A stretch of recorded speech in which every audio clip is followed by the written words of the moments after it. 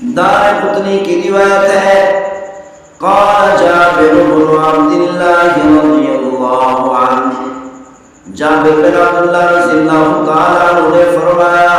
کان رسول اللہ صلی اللہ علیہ وسلم یکبر صلاة الفجر یوم عرفہ الى صلاة العصر من آخر ایام التشریق۔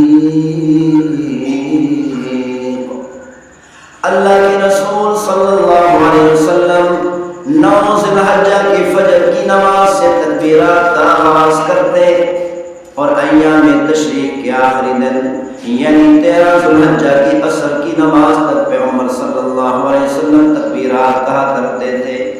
حین یسلم من المکتوبات، جب پیغمبر صلی اللہ علیہ وسلم 10 ذی الحجہ کی تکبیرات کا آغاز اور اختتام کب ہوگا؟ امام احمد بن حنبل،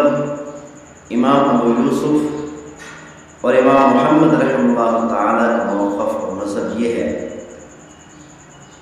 کہ تکبیرات کا آغاز عرفہ کے دن 9 ذی الحجہ کی فجر کی نماز سے ہوگا اور تکبیرات کا اختتام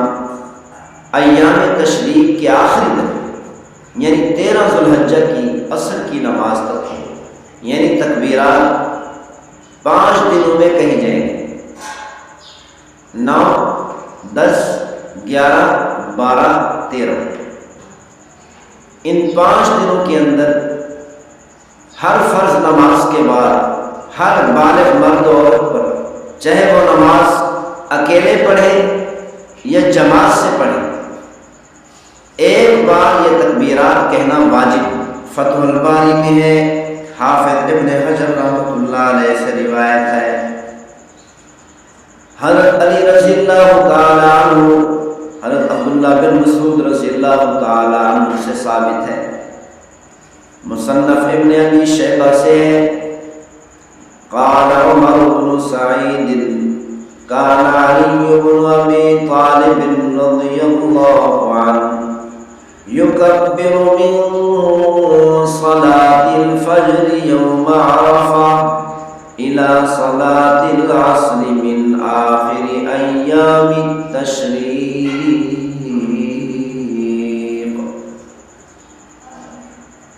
مصنف ابن ابی شیبہ کے اندر یہ روایت موجود ہے، عمر بن سعید رحمۃ اللہ علیہ نے فرمایا، حضرت علی بن ابی طالب رضی اللہ تعالی عنہ تکبیرات کا آغاز عرفہ کے دن یعنی 9 ذی الحجہ کی فجر سے کیا کرتے تھے اور تکبیرات کا اختتام ایام تشریق کے آخری دن یعنی 13 ذی الحجہ کی عصر تک کیا کرتے تھے۔ مستدرک حاکم و بیہقی شریف کی روایت ہے، ان ابن عباس رضی اللہ عنہما کان یکبر من غداة عرفة الى صلاة العصر من آخر ایام التشریق۔ حضرت عبداللہ بن عباس رضی اللہ تعالی عنہما 9 ذی الحجہ کی فجر کی نماز سے ایام تشریق کے آخری دن یعنی 13 ذی الحجہ کی عصر کی نماز تک تکبیرات کہا کرتے تھے۔ مستدرک حاکم کی روایت ہے، امام اوزاعی رحمۃ اللہ علیہ سے کسی نے سوال کر دیا عرفہ کے دن تکبیرات کہنے کے بارے میں،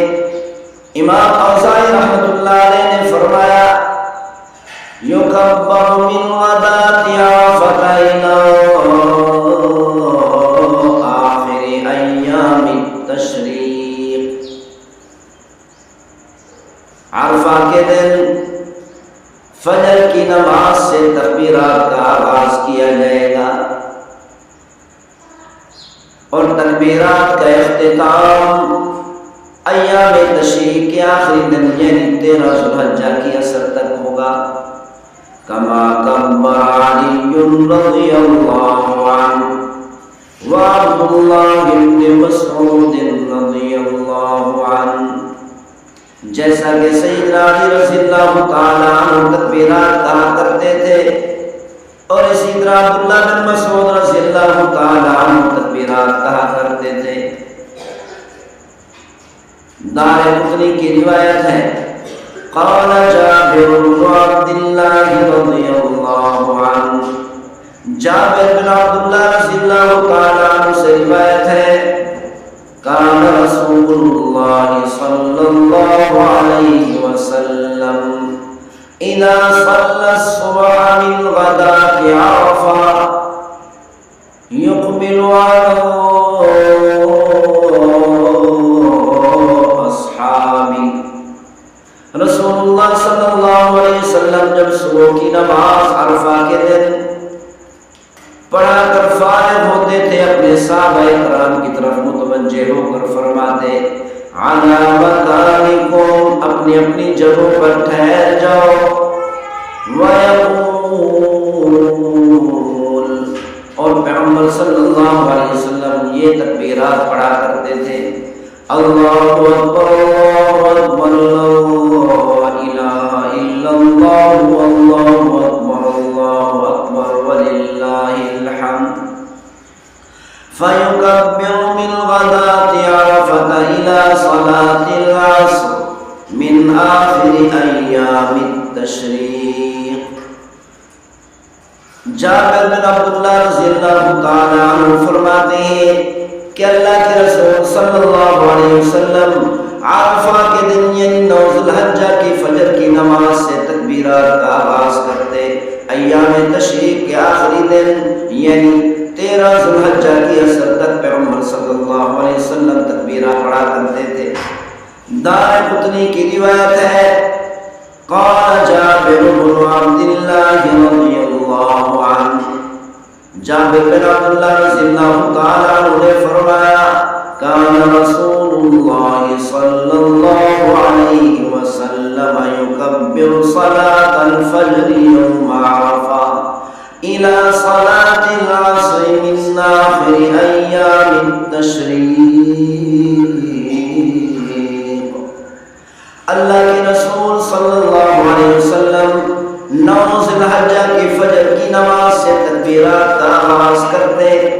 اور ایام تشریق کے آخری دن یعنی 13 ذی الحجہ کی عصر کی نماز تک پیغمبر صلی اللہ علیہ وسلم تکبیرات کہا کرتے تھے۔ حین یسلم من المکتوبات، جب پیغمبر صلی اللہ علیہ وسلم فرض نماز سے سلام پھیرتے تھے، فرض نماز سے سلام پھیرتے ہی پیغمبر صلی اللہ علیہ وسلم تکبیرات کہا کرتے تھے۔ ایام تشریق کو ایام تشریق کیوں کہتے ہیں؟ یہ تشریق اللحوم سے ہے، یعنی گوشت خشک کرنا۔ ان دنوں میں لوگ گوشت خشک کیا کرتے تھے، اسی لیے ان کو ایام تشریق کہتے ہیں۔ اور ایام تشریق میں 9 ذی الحجہ بھی شامل ہے، چونکہ ان تمام دنوں میں زیادہ دن ایسے ہیں کہ جن دنوں میں گوشت خشک کیا جاتا تھا، للأکثر حکم الکل کے تحت ان تمام دنوں کو ایام تشریق کہا جانے لگا۔ علماء کرام نے دوسری وجہ یہ بیان فرمائی،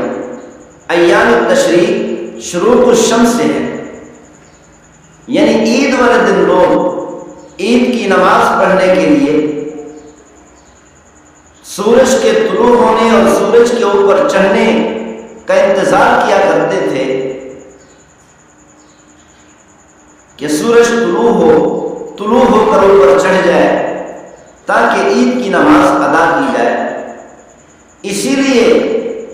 ان دنوں کو ایام تشریق کہا کرتے تھے۔ عید کا دن چونکہ تمام دنوں سے افضل ہے، اسی لیے باقی دن اسی ایک دن کے تابع، اسی تبعیت کی وجہ سے ان تمام دنوں کو ایام تشریق کہا جانے لگا۔